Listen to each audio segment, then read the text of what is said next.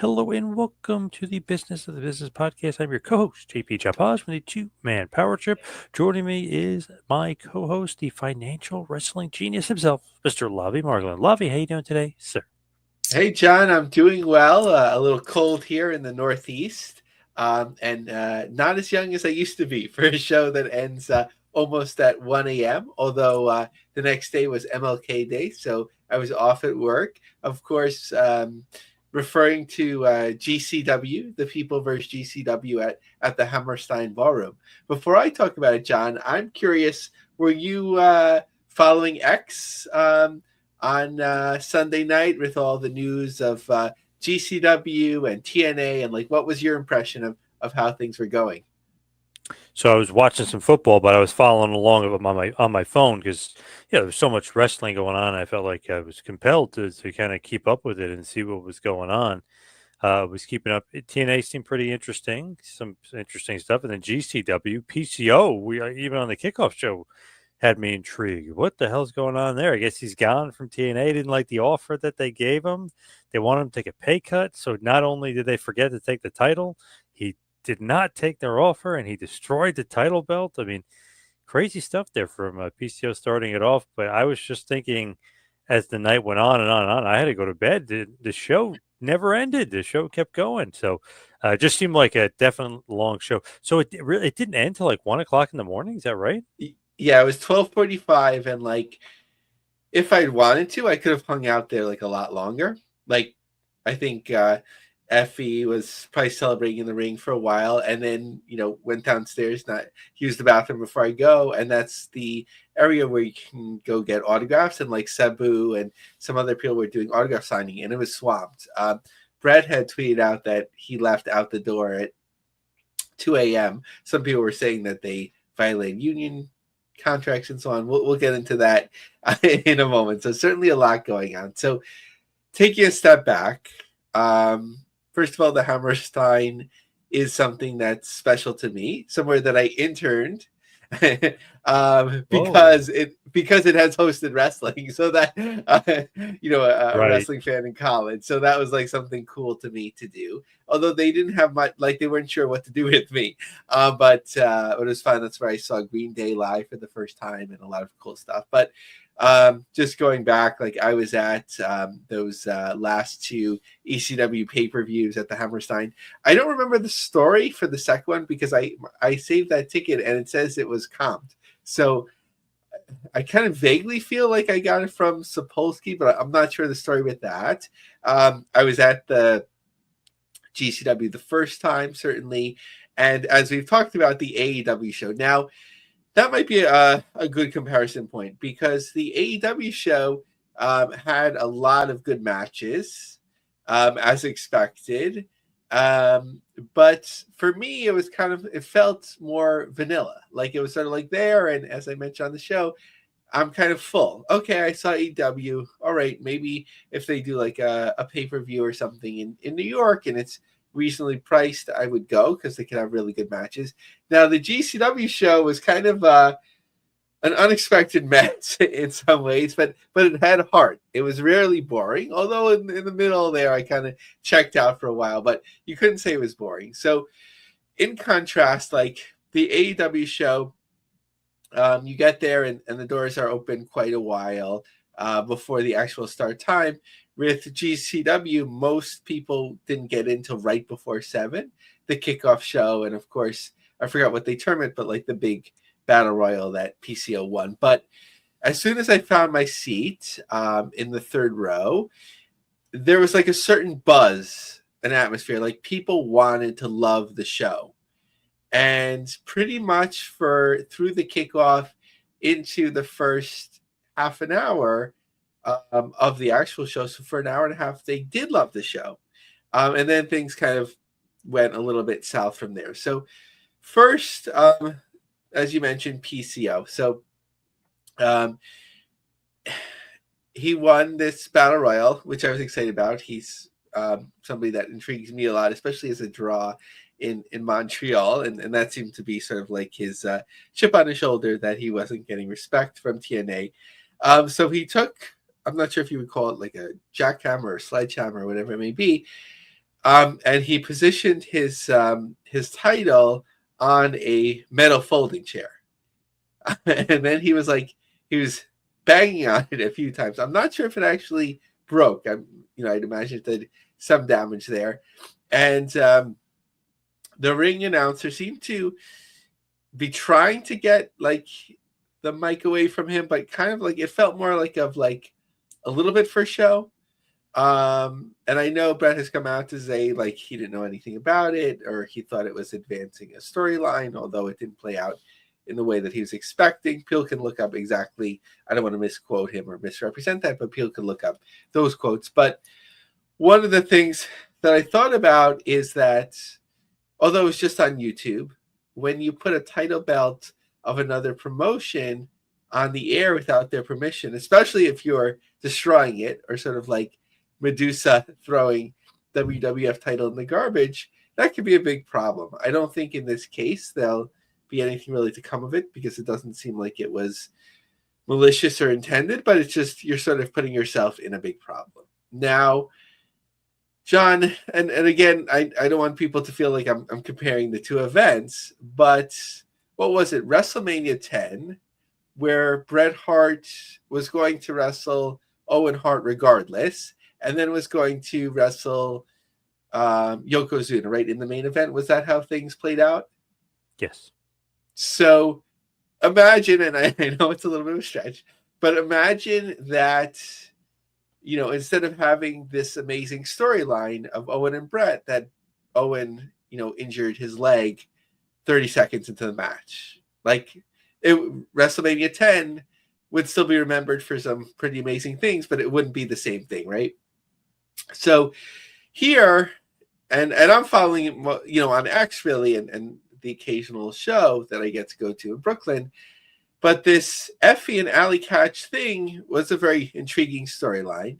It was their storyline.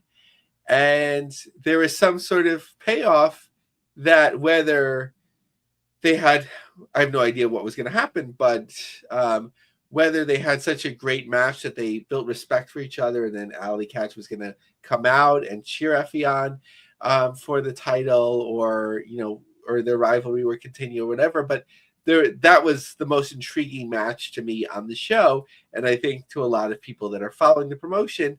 And of course, it was very unfortunate that she got hurt.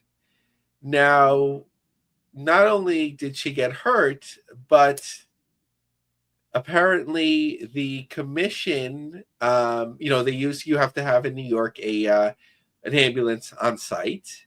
So Alley Catch went in the ambulance, and then the commission held up the show until a second ambulance could be found, or would arrive from the company. So it was really it sucked the air out of the show. It was a long time, and Kerry Morton did a great job delaying. There was a 6-man and so on, but it really took a lot of the air out, which didn't return till much later. I thought that the fans were really going to lose it when they did the Bloodsport match. Josh Barnett and I forgot his name, the former WWE star, Baron Corbin, who got over really well. People were chanting, "Please come back to him." But to me, in the show this long, and they did it very quickly, and it was interesting because I was in the aisle where the crew was going back and forth. They kept bringing tables to get broken, doors to get broken, and then they'd bring the pieces back. And there was a young woman who was sort of second in the crew or whatever, who was really good at yelling and getting people moving. I was just very intrigued by it. So kudos to that team, because there was a lot of stuff and not a lot of room for them. And they did take down the ropes quickly and put them back up quickly, but I thought people were so tired that they would really get angry. And they did take it out on Barnett, but Corbin seemed to get over, which was impressive there. Just looking at the matches in themselves, so I think by the time Effie defeated Mance Warner, it was it was exciting, but it was like a little bit like everyone was so tired. Um, there was a Matt Cardona thing where like he challenged anyone from the back. So first, No Name guy came out, then Microman came out to lose, and then Jimmy Lloyd, who's really like one of those heart and soul of GCW people and was like Matt Cardona's protege, defeated him. So that was interesting. Joey Janela defeated Masato Tanaka. So that was really cool to see Tanaka. No one wants to see the chair shots to the head and so on. I think they're, in terms of creatively, that's definitely a criticism that I have of the show. Megan Bain, she is a real like superstar in waiting. Obviously, I think AEW has her on the radar. She's done a few matches there, but like she's very credible, even in an intergender match, which is something GCW like pulls off really well. I'm not sure, John. Are you familiar with this guy, Atticus Cougar? No, not very familiar. Megan Bain, I'm very familiar with, but not Yeah, Atticus. yeah. So he's like from Ohio. Apparently, his people were like yelling "F Ohio," but he was really good at being like super creepy. He had this like mask face, and he was like dressed like Megan Bain, like with the headgear, and it was so spot on and creepy. The people said Little Guido super crazy and Tajiri looked old. They were, but it was a fun thing, and super crazy did a dive from like not sure as far as like the first balcony, but he was high up there, and that was pretty interesting. Aries, I'm totally botching the name, like seemed like a really cool luchador. So that was interesting. Charles Mason, Richard Holiday, I didn't get like why they were in a steel cage. I'm sure the story's been told. I just didn't catch that. Sydney Akeem defeated El Hijo del Vikingo. I was kind of checked out, like that was in the middle there. Violence is Forever lost the titles. I just nothing against Alex Price and Cole Raddick. I didn't like the name Garbage Daddies. That was like some people might be laughing, but I just found that like what? Like it just didn't seem interesting to me. And the match that like got delayed for a long time, so it took a lot out of it. Amazing Red, Grim Reaper, and Homicide defeated Griffin McCoy, Kerry Morton, and Tony Depp. And of course, Kerry Morton was like a real star of that match. And then sort of like endemic of the show, starting out was like this extreme title, ultra violent title unification, which was almost 16 minutes long. What the most interesting part about it was Maki Ito, who comes out like an Asian pop star, and there was like a whole row of little girls. They're all wearing "Guilty as Charged" T-shirts that went crazy for Maki Ito. I was just like very intrigued. I was like, who brought them? Like they didn't look like they were like 10 sisters or something. So like it's like who brought them? What's going on here and so on. But that was kind of refreshing to watch. So it was a long show. It was intriguing. I don't think it's going like with the ticket sales picking up and the attention that they got. I think it's more of a plus for them. Interesting point was that Sabu came out and he hasn't wrestled in years. He's going to wrestle Joey Janela at Spring Break. Then some people were sort of making up rumors or assumptions or whatever. So Brett Lauderdale had to say that the show didn't have to end at midnight. That's being enforced. So maybe that's on the books. That they've never been fined in such a circumstance. And Hammerstein Manhattan Center is a non-union shop, so they wouldn't have to pay overtime. And the building was contracted till 2 a.m. So they almost used all of that in the ring, but they did use that for the meet and greet. WWE ID, so like WWE different platforms was tweeting out in support of these shows. Jack Cartwheel, Zeta Steel, and Marcus Mathers at GCW Wrestling in the historic Hammerstein Ballroom. Congrats to GCW on the sellout. So not quite a sellout there. I believe the final number was about 1760, around that. You could see, and I was photographing it for WrestleTix, that there were some empty seats, or a fair amount of empty seats in the second balcony. But they were able to open up that balcony after selling out everything else. So Brett Lauderdale was on a GCW centric podcast, Game Changer Weekly, and this was transcribed by PW Ponderings. We are the official business podcast. There are some things that I thought were great. There were some things that I thought could have been better. There are a few things that were kind of botched. Some things that nobody might have even known about, and some things that you might have figured out watching. Just little things. I'm a perfectionist, so when things don't go perfect, I get a little discouraged or upset. Overall, I was pretty pleased with the show, but it wasn't perfect. Now, just to be clear, none of our shows are perfect. So me saying that isn't dramatically letting things down in any way. It's hard for me to go back and watch any shows because I want them all to be perfect and so on. And as well on how he would rate the show. I guess I would say, I don't know, 7.5, just to be clear. There's no show that's a 10 and so on. But as well as returning to the Hammerstein Portal. Are there plans to go back? I don't have a contract right now. There's no plan. I think it's just going to be a matter of if there's the right time, right moment that pops up again. I still really love that place. It's a special place for me. It's a special place in wrestling. In my mind, I'd like to go back there. So there was a lot of chatter that people were like, stop going to the Hammerstein. What do you think, John? Should they give it up or keep going? I know it's an expensive building to run, but 1,700 people. I mean, that's a lot. I mean, that is tremendous to be able to do that.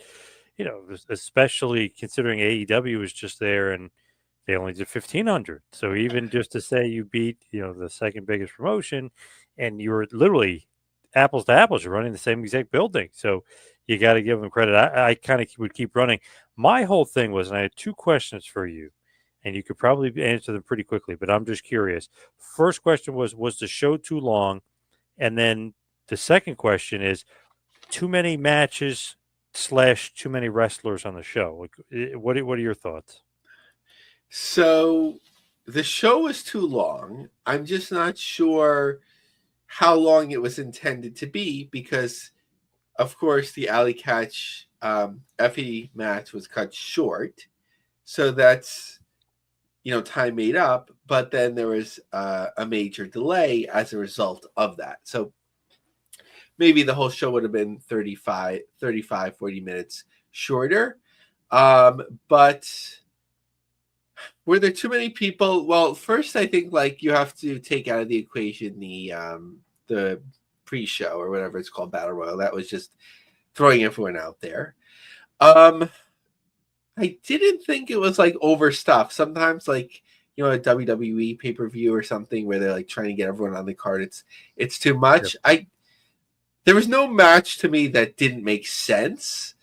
For the Extreme title, Ultraviolet title, I don't know if it would make more sense if there was just 4 people in the match or whatever, but that seemed to work. It didn't seem like that was the problem. It was just sort of too much and sort of bad timing, bad circumstances. There were some things that I wouldn't have put on. If you're doing a show this long, why do a cage match in the middle? Because you're not going to have an intermission or not a planned intermission. And I didn't know what the issue was between them. I mean, for people that are following closely, it might be the perfect payoff. So John, I'm ready to put on my my Booker hat and give more free advice.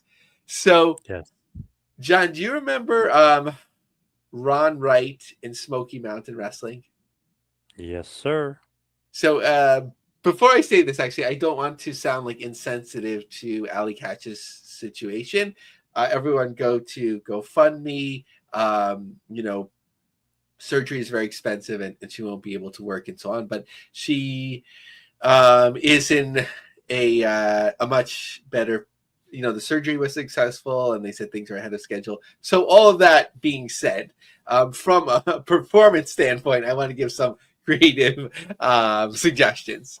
So Ron Wright was in the wheelchair for what? On Smoky Mountain for a year?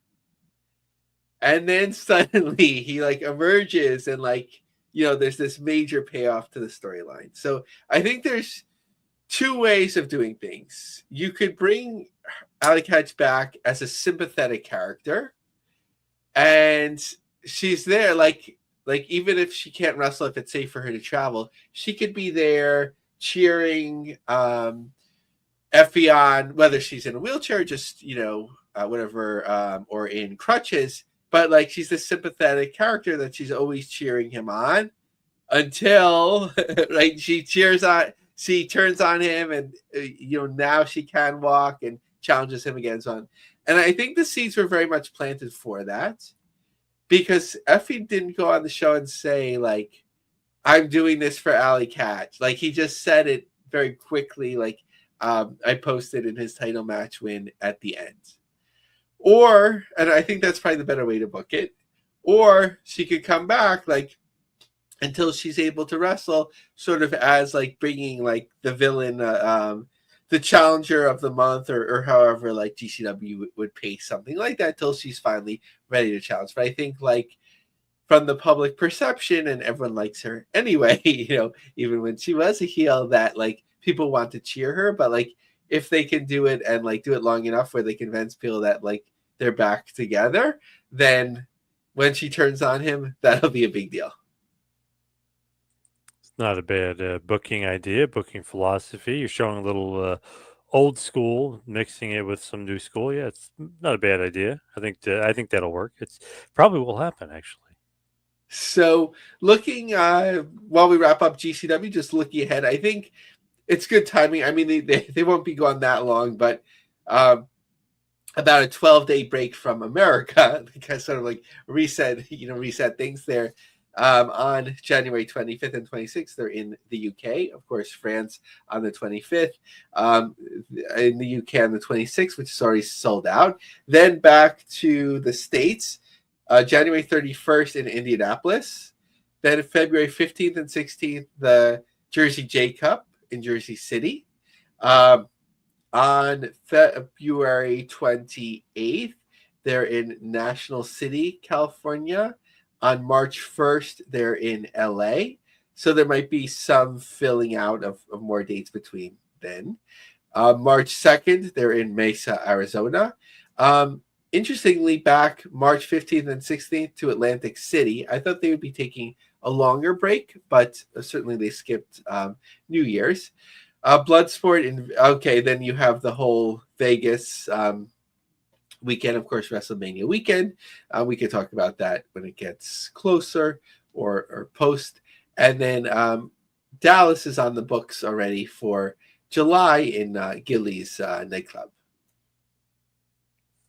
As far as TNA wrestling is concerned, I know we were talking a lot about GCW, but TNA also had a huge show on Sunday night. Genesis from Dallas, Texas, over 4,000 tickets. What's the real number here? I know maybe Tommy Dreamer went way high, and some people went a little low, but it's definitely over 4,000, correct? Yes. So WrestleTix couldn't do it in its usual way, meaning that it wasn't an open map outside of the floor. So there are 400 tickets on the floor, which were sold out, or there was a few very expensive tickets that had still been available. So I don't know if they moved people or those sold or whatever. And then the higher sections that were open seemed like they were all sold out as well. So it was probably a matter of just figuring out like how many of these sections are open and how many not, and so on. So it's basically around the same number.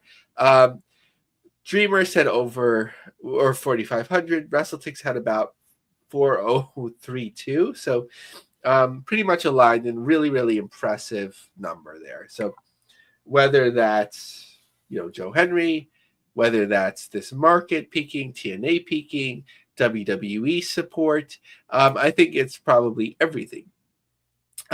One parallel that I do want to make with GCW before moving on from GCW fully is that it was a night where the right champions were finally crowned.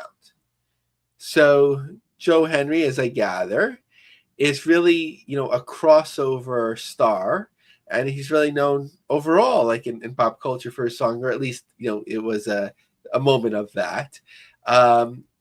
And Effie really embodies GCW in terms of outlaw, non-traditional, a welcoming environment to LGBTQ community and so on. So both really represent their promotion really well, and it was time for both. But talking more about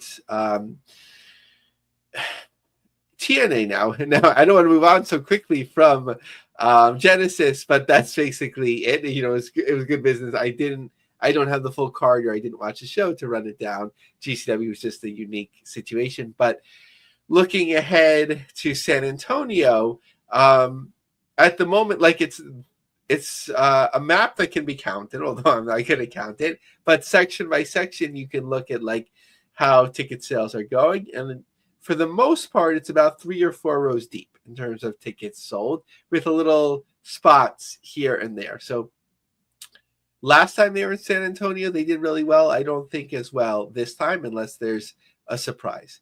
Now, really intriguing, John, as we were going on the air, was that TNA is going to be taping in Full Sail in Orlando, Florida.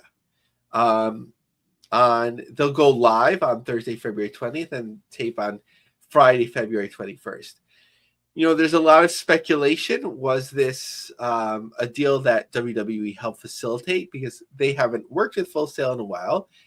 John Sabor, I hope I'm saying the right name, but who had worked for, I think, the Orlando government and then WWE, sort of helped make like WrestleMania at the time, like a bidding event, which was transformative, who now works for Full Sail, sort of helped broker this deal as well. But it's an interesting thing, John, because it's this like TNA swinging back and forth, right? We see them in these big venues moving all around, and then suddenly they're like in Full Sail. Like, are they spending money? Are they saving money? What's the plan there? But I think it's a cool venue to try at least once, even if they're not establishing themselves there permanently, because it's certainly known as an NXT venue, and it sort of has a cool feel to it. So looking at the shows, so of course January 23rd and 24th. So for most, by the time you hear this, those will have taken place in San Antonio. Then we have Full Sail in Orlando, February 20th and 21st. El Paso, Texas on March 14th and 15th. Then St. Joseph, Missouri on March 28th and 29th. Rebellion on April 27th, and TNA Slammiversary on July 20th. So it's interesting that Slammiversary, even if it didn't come close to filling a big venue, looked to be the place that they would draw their big crowd. And I know Tommy Dreamer is very optimistic, saying that TNA at some point will draw 10,000 people this year. But 1,718 tickets so far in Belmont Park for a show that doesn't take place till July. For a while, we saw tickets slow down a lot week to week. Moving 56 additional tickets in 7 days isn't bad. So we'll see how that moves along.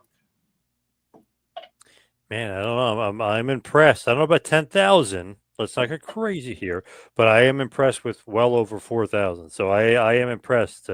And with WWE involvement, hell, you know, maybe they put some WWE guys and some NXT guys on that card, and maybe they do, crazily enough, maybe get up to 10. You never know. Yeah, as a semi, you know, I mean, they are national promotion, but kind of thinking about like semi-national and above type promotions, like outside of WWE, who else is showing the momentum that TNA is? So they're really someone to watch in 2025. What about New Japan Pro Wrestling? Are they going to be somebody to watch in 2025? Oh, they'll need to be watched. I'm not sure, John. Did you get what the controversy was with Kadani and talking about Stardom wrestlers? Like, I was seeing it on X, and like he was apologizing, but I didn't get like what the crux of the issue was. I didn't see that. No, I have no idea. Okay, we'll have to figure it out, or talk to our friend Fight Opinion, or some of our other Pueriso experts to get the nuance of what was going on, but he seemed apologetic about something. So we'll get to the bottom of it. But talking about business, Windy City Riot on April 11th. So that's Tanahashi's retirement. Pretty good opening start. I know last week we had talked about that. I think it was about 1,000, but that's when it was just in pre-sale. So when it first came out, really, the first count from WrestleTix, 1753, it's really showing some life. I know it's a big venue. It's set up at the moment for 3,899, but I think it could seat 10,000.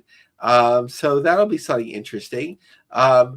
The Ontario, California show on May 9th. I don't think the tickets are on sale yet, Toyota Arena. But that's, the next big try from New Japan as we go further into 2025. MLW, it's weird. They were running Philly so much. Now they haven't ran Philly in like a year. What's going on? Like, where are they running? What are they doing? Come back to Philly. I want to go to a show.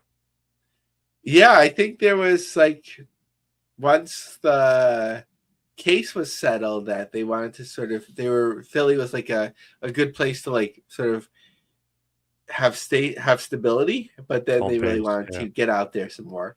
And in getting out there, they're, obviously we talked about the North Richland Hills, Texas show last week, but they're generally doing pretty well, especially for, their position in the market. So center stage on February 8th, ticket sales picked up a lot, 113 tickets sold in 6 days.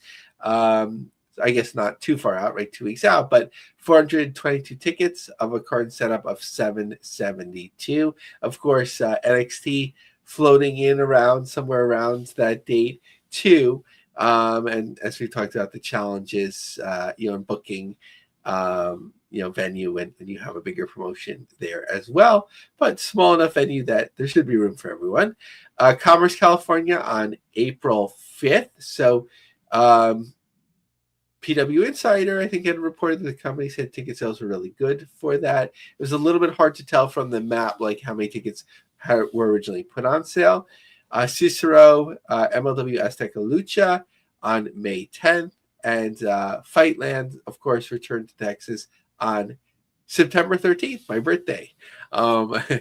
So maybe that will bring them luck.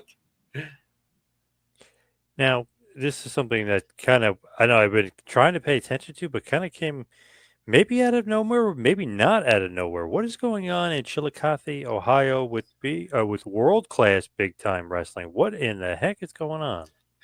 Yeah. What's interesting is that this promotion had reported it was a few years running, the biggest independent pro wrestling gates by far, as they would do a convention one day and then have a super indie show the next day or later in the evening. And it just seemed like a success, right? Yeah, always. Bobby Fulton, right? Is Yes. the dad, and then yes, Dylan Hines is the son. It just seemed like they were doing their thing, But then suddenly there was this. Well, it broke really with RVD, and I think that was with our friend Dominic D'Angelo. Is the co-host of that show. So I think good going, Dominic. In terms of getting it out there, but it's really RVD scooping. He's out scooping everybody over there. Yeah, which is awesome. But then the Guardian, not like the UK Guardian, I believe, but the Guardian, a local outlet, had a really detailed article. So I know I have a lot in the notes here, but I actually cut down a lot. So let's see how we do. And again, this is from the article because I know Dylan Hines is allegedly threatening to sue people that besmirch him and so on. So we're not making any assumptions here. We are just reading or commenting on an article. So the biggest spectacle lately hasn't been in the ring. It's been playing out across social media and public forums with local promoter Dylan Hines at the center of a growing storm of allegations. From accusations of financial misconduct to claims of forgery, Hines and the promotion are facing scrutiny from wrestlers, colleagues, and even fans. Two of the main issues. One, forgery. Hines is accused of selling forged autographs during meet and greet sessions. While no definitive evidence has been made public, the accusation alone has tarnished Hines' credibility with some fans and performers. Non-payment of talent. Wrestling legend RVD and Sabu have publicly asserted that Hines failed to honor financial commitments for their appearances. Hines, however, calls these accusations part of a smear campaign and has posted screenshots of alleged payments in his defense. Speaking to critics who suggest he doesn't pay talent, Hines has repeatedly stated that many of these claims arise from personal grudges rather than facts. RVD accused Hines and his father, Fulton, of unprofessional behavior and pointed to several incidents they says demonstrate a troubling lack of financial integrity. How do you call yourself professional when you rip me off at WrestleMania in Philly, made me fight and do my own investigation to prove you owed my money, and then promised to pay me over the next several weeks, but instead shorted me again and again? RVD noted Hines and Fulton did not use contracts or require deposits, practices he believes are crucial. When I asked Bobby, his dad, Bobby Fulton, for a deposit, he said the same thing he says about contracts. He says, "No, I don't do them, but you never have to worry about me." He then detailed having to investigate missing funds. "You made me fight and do my own investigation, prove that you owed me money, and then say you pay me. But instead of paying me, you shorted me and then you shorted me again." RVD also referenced the December 14th show in Waverly, warning others to be cautious if Hines uses RVD's name to attract talent or attendees. "I feel obligated to let everyone know, hey, if you're talking about bookings from this guy because he's saying that he booked RVD and he's making him a big shot, that's why you want to work with him, then I got to tell you the rest of the story. I don't work with him because he screwed me over. Then his dad screwed me over. Then they said they're quitting. Instead of paying me, they're quitting." Sabu claims, in addition to RVD, he accused Hines of not paying him for appearances and mishandling meet and greets. Hines, however, disputes Sabu's version of events, describing Sabu's booking as a mercy booking and alleging that Sabu failed to fulfill certain obligations. "We helped Sabu out of situations many times. I spoke to Sabu earlier today, and he asked to be booked for future events, which at this point we will not work with him due to the issues that he's ongoing."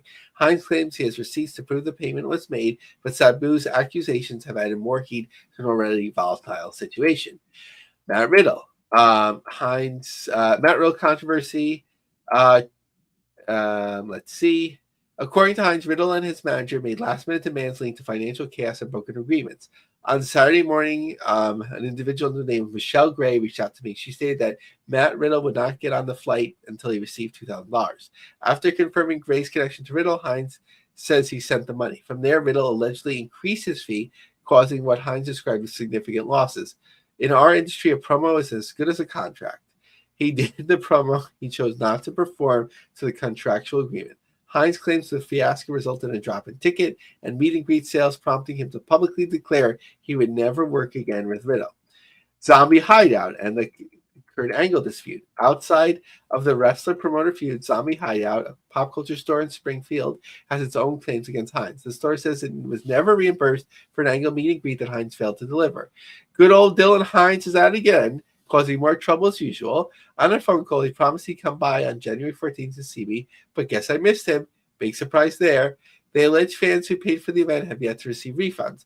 The Star posted about a recorded phone call suggesting that Hines allegedly promised to rectify the situation, but never followed through. Hines responds, despite the avalanche of accusations, the promotion exists, he has nothing wrong. In an email statement, Hines pointed to the promotion's long history dating back to 1977 as evidence of trustworthiness. His claims his detractors are motivated by jealousy or personal vendettas. "Our company has existed since 1977. You don't last nearly 50 years without being of your word. Unfortunately, this industry is very cutthroat, where people can be jealous of the success of others and attempts to tear them down." And so on and so forth. So Google that, read the article, but really shame that so many times things end like this in pro wrestling, a promotion that really seems to have its act together, and all of these allegations come out. So it'll be interesting to keep an eye on world class professional big time wrestling to see how they do with booking these mega events in Chillicothe, Ohio, in the future. Yeah, definitely something we'll be talking about again. I think a lot of interesting details and things are coming out of Ohio, that's for sure. But as far as challenger brands are concerned, can they draw what are you referring to here, and where are you referring to here? So I think a theme that's been coming through from the facts from events, really until recently, was that it seemed like the days of drawing, nearly 2000 or over 2000 were kind of over, or were a real struggle for promotions outside of WWE and even AEW week to week, or at least in terms of their secondary shows, were starting to struggle with that a bit themselves. But suddenly we start seeing these events that are drawing well. And are they one-off events, or is this more showing that the market has more resilience than it seemed? And right timing, right event, right draw, and so on.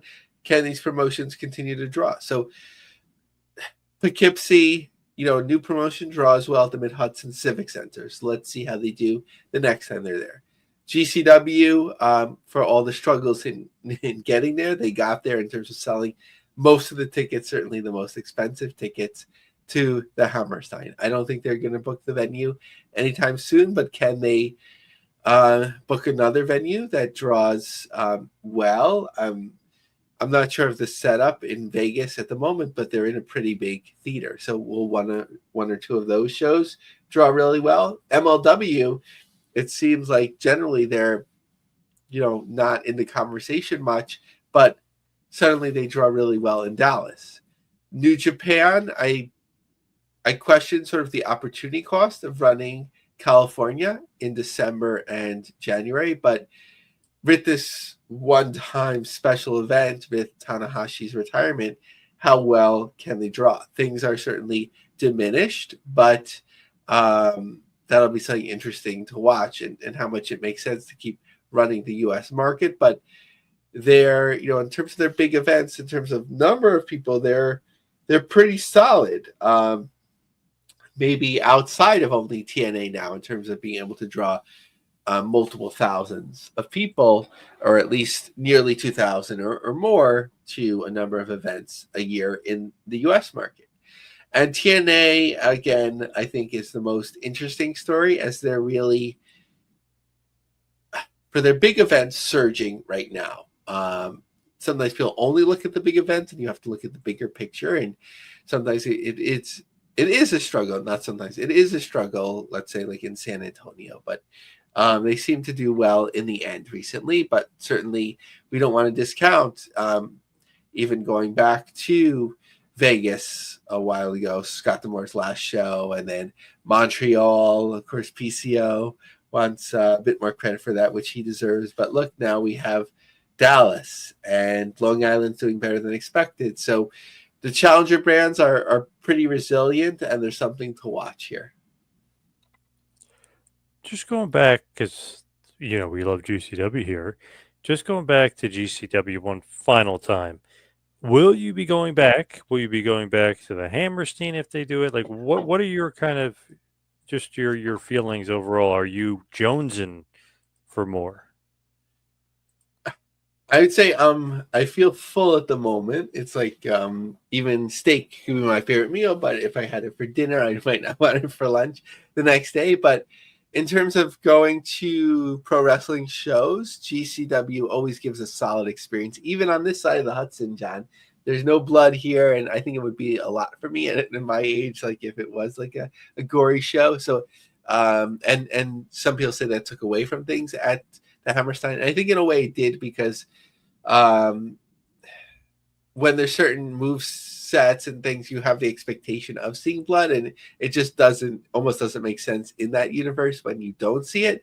But I'd rather not see it. But I think chair shots are more dangerous than that, certainly. But not to go on a tangent, but I think GCW didn't have to prove themselves at this show, in the fact that they've already proven themselves. They're an intriguing promotion. There's always something going on. And for me, when it's the right timing, especially when they run Brooklyn, I like to go to the shows. It's a very fun venue there, like a small theater type of venue, or at least a balcony. at the show. So following on X, of course, all the time. Not watching anything on Triller just because that's not the way I consume content at the moment. But I'm all in for that live show experience. To me, 1,700 people. They outdrew AEW by a couple hundred. That's pretty impressive. Not only is that impressive, AEW kind of snuck in and tried to cut their legs out by running 2 shows, 3 shows before they even ran their show. So that was even more impressive. I know technically not a sellout, but still, I mean, that basically is all the tickets they were putting on sale there, pretty much the 1,700 that I was following along on WrestleTix that were available. Maybe missing here and there, but I just thought that was very impressive. But the fact that AEW tried to cut their legs out from under them for whatever reason, it didn't work. So good job by GCW. Yeah, and I think like overall, like you have to do things every once in a while to put yourself back on the radar. And people weren't talking much GCW. I mean, in certain pockets, certainly, but I think like this, everything surrounding the show sort of like kept them in the conversation all of the time. From the AEW controversy to people's expectations of what this show would deliver. So, John, let's do the final verdict here. A jury of 2, guilty or not guilty. They are guilty because I love this phrase that Heyman always says: hey, "GCW, you're guilty as charged." Love that. I'd And say, yes, John, you go. oh no, I was gonna say, and what do you think? Oh, What's your yes. verdict? So I would say, uh, yeah, guilty, but somewhat lighter sentence because some things were out of their control. Right. But I mean, in a good way, though. They're guilty as charged, a good way. Because I think Yeah, that positive for the show. I know people, they ran too long and this and that, but I give it a positive. I mean, that many people for, a quote unquote indie show. And then I know they did pretty good on Fight TV. So can't knock them. They're yeah, in a good way, guilty as charged. yeah. It had to be good business, and Yeah, what else? What's more important than that on the business of the business? that's right. Let's hit the plugs here and head towards the finish. You can follow me on Twitter and Instagram at 2Man Power Trip. How about you, Lavie Mar? So exactly on X, Lavie Marg, LAVIE, long form articles on LionCubJobSearch.com. We are the official business podcast of PW Ponderings, and we are distributed by the Creative Control Network. All right. Thank you, Lavie. Thank you, everybody out there for listening. See you right back here next week for a little business of the business.